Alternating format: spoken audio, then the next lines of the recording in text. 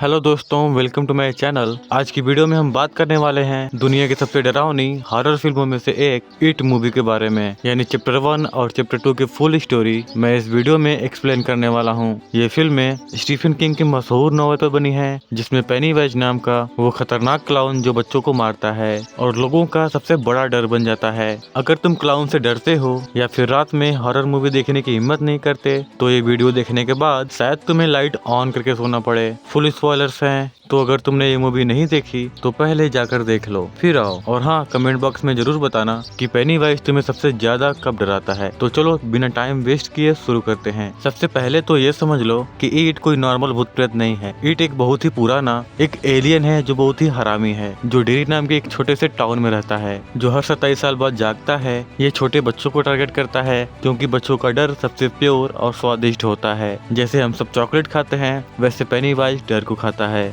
इसका एक फेवरेट रूप है Pennywise the dancing clown. White face, orange hair और रेड बलून लेकर घूमने वाला। बट ये किसी भी रूप में बदल सकता है। तुम्हारे सबसे बड़े डर का रूप ले सकता है, जैसे किसी को सड़ता हुआ लेप्रस दिखता है तो किसी को मम्मी दिखती है, और यहाँ तक कि किसी को पेंटिंग से निकलती हुई औरत भी दिखती है। ये उन सब का रूप ले सकता है। ये तुम्हारे दिमाग से खेलता है और तुम्हें मेंटली अनस्टेबल करता है। और इसका एक असली रूप भी है, डेड लाइट्स, 3 चमकती हुई ऑरेंज लाइट जो देखने वाले को इंस्टेंट पागल कर देती है या फिर खेल खत्म कर देती है। डेरी के सारे लोग इसे जानते हैं, लेकिन इसका जादू इतना स्ट्रॉन्ग है सब चुप रहते हैं और भूल जाते हैं। पूरी स्टोरी इसी डर और दोस्ती के बीच की लड़ाई है। तो अब स्टार्ट करते हैं इट चैप्टर 1 की स्टोरी। इट मूवी 2017 में आई थी, जो 1988 एंड 89 में सेट है। मूवी की शुरुआत होती है बारिश के दिन से, जहाँ जॉर्जी डेनब्रो अपने बड़े भाई से कहता है कि भाई मुझे तुम्हारे साथ खेलना है, लेकिन उसका बड़ा भाई यानी विल डेनब्रो उसके साथ खेलने से मना कर देता है। उसके बाद विल उसको पेपर की बोट बना कर देता है और जॉर्जी बोट के साथ खेलने के लिए निकल जाता है। खेलते खेलते बोट शिविर में गिर जाती है। उसको लेने के लिए जॉर्जी झुकता है तो शिविर से पेनीवाइज निकलता है और कहता है we all float down here. फिर जॉर्जी का हाथ काट कर उसे अंदर खींच लेता है। इस इंसिडेंट के बाद जॉर्जी के बड़े भाई यानी बिल को सदमा लगता है। बिल हकलाता है और हमेशा गिल्ट में रहता है कि जॉर्जी जिंदा है, बस वो उसे खोज नहीं पा रहा। वो हमेशा उसे हर जगह खोजने की कोशिश करता। कुछ समय बीतने के बाद विल और उसके दोस्त एक लूजर्स क्लब बनाते हैं, क्योंकि सब स्कूल में बुलिड होते हैं। हमेशा कोई न कोई आता है और उनकी बजा कर चला जाता है। लूजर्स क्लब के मेंबर्स कुछ इस प्रकार हैं: रिची, गंदे जोक्स मारने वाला एक फनी गाय; एडी, अस्थमा का मरीज जिसकी माँ ओवर प्रोटेक्टिव है; स्टैन, यहूदी लड़का जो बहुत ही लॉजिकल है; ब्रेवरली, खूबसूरत लड़की है जिसके बारे में पूरे स्कूल में गंदी अफवाहें हैं और घर पर एक अब्यूसिव फादर; बेन, एक मोटा सा लड़का है जो ब्रेवरली पर क्रश रखता है; माइक, एक ब्लैक लड़का है जो डेरी के डार्क हिस्ट्री को जानता है; पेनीवाइज सबको अलग अलग तरीकों से डराता है, जैसे ब्रेवरली के बाथरूम से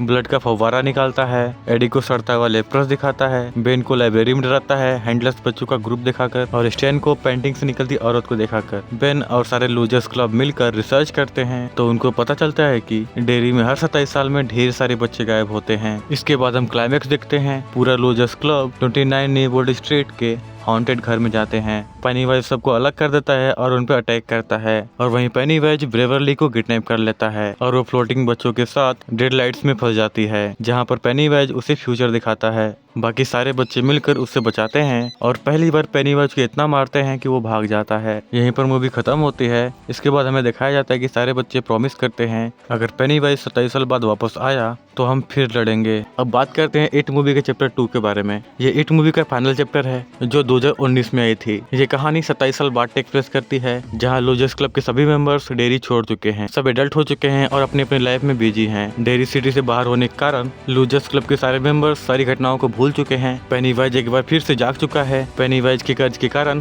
पूरी सिटी करप्ट हो चुकी है और डेरी सिटी से एक बार फिर से बच्चे गायब हो रहे हैं। सिर्फ माइक ही ऐसा कैरेक्टर है जो डेरी में रहता है और वॉच करता है। इन शॉर्ट कहे तो वो पेनीवाइज का वेट करता है। माइक को पता चलता है कि पेनीवाइज वापस आ गया है तो वो सबको फोन करता है और डेरी में बुलाता है। स्टैन, जो कि सबसे कमजोर कैरेक्टर है, वो सुसाइड कर लेता है। बाकी 6 कैरेक्टर्स डेरी में वापस आते हैं। बिल अब राइटर बन चुका है। Richie stand up comedian. Eddie insurance में काम करता है। बेन एक मोटा सा भद्दा सा लड़का स्लिम और सक्सेसफुल आर्किटेक्ट बन जाता है। और लास्ट कैरेक्टर बेवरली अब फैशन डिजाइनर है और साथ में एक अब्यूजिव हस्बैंड भी है जो उसे हमेशा हरेस करता रहता है, जैसे फर्स्ट पार्ट में उसका फादर किया करता था। वो लोग जैसे डेयरी में वापस आते हैं उनकी सभी बुरी यादें वापस आने लगती हैं। उनको माइक बताता है कि पेनीवाइज को हमेशा के लिए खत्म करने के लिए लिए सिर्फ एक ही तरीका है, एक रिचुअल जो आदिवासी किया करते थे। इस रिचुअल में सभी मेंबर्स को अपने बचपन से जुड़ी एक चीज डेयरी में खोजनी होती है और उन चीजों को बलि देनी होगी। सब अलग अलग हो जाते हैं और अपने बचपन की यादों में खो जाते हैं। उनको जैसे ही बचपन की चीजें मिलती हैं, पेनीवाइज उन पर पर्सनल अटैक करता है। बिल को जॉर्जी की मौत का गिल्ट फिर से परेशान करता है, रिची को अपना सीक्रेट और बेवरली को उसका अरेस्ट करने वाला फादर। पेनीवाइज उनकी बुरी यादें बनकर उनको डराता है और जान से मारने की कोशिश करता है। फाइनली उनको सारी चीजें मिल जाती हैं और सब एक बार फिर से वहीं पर जाते हैं जहाँ वो लोग फर्स्ट टाइम गए थे, उसके नीचे बना कुआं और उसके अंदर गटर में। लेकिन इस बार वो और नीचे जाते हैं जहाँ पर पेनीवाइज का घर होता है। वो लोग वहाँ पहुँचते हैं और रिचुअल करते हैं, लेकिन रिचुअल फेल हो जाता है क्योंकि पेनीवाइज पहले से और पावरफुल हो जाता है और अपने साइज को बड़ा कर देता है। पेनीवाइज उन पर अटैक करने लगता है और एक बार फिर से उनको उनकी बुरी यादों में ढकेल देता है, जहाँ से वो बहुत ही मुश्किल से निकल पाते हैं। लेकिन माइक वहीं पर छुपा रहता है। तभी पेनीवाइज उसको देखता है और उस पर अटैक करने लगता है। पेनीवाइज अपने फुल पोटेंशियल में आने लगता है। तभी एडी एक रॉड से उस पर अटैक करता है और पेनीवाइज एडी को मार देता है। लेकिन तभी सब समझ जाते हैं कि पेनीवाइज की असली पावर उनका डर है और वो सब मिलकर पेनीवाइज को बुली करने लगते हैं, उस पर हंसते हैं, उसका मजाक उड़ाते हैं और उसको छोटा बताते हैं। पेनीवाइज को गुस्सा आने लगता है, लेकिन उसकी पावर कम होने लगती है और पेनीवाइज की पावर कम होने लगती है और उसका साइज भी घटने लगता है। उसका साइज घटते घटते एक छोटे बच्चे जैसा हो जाता है।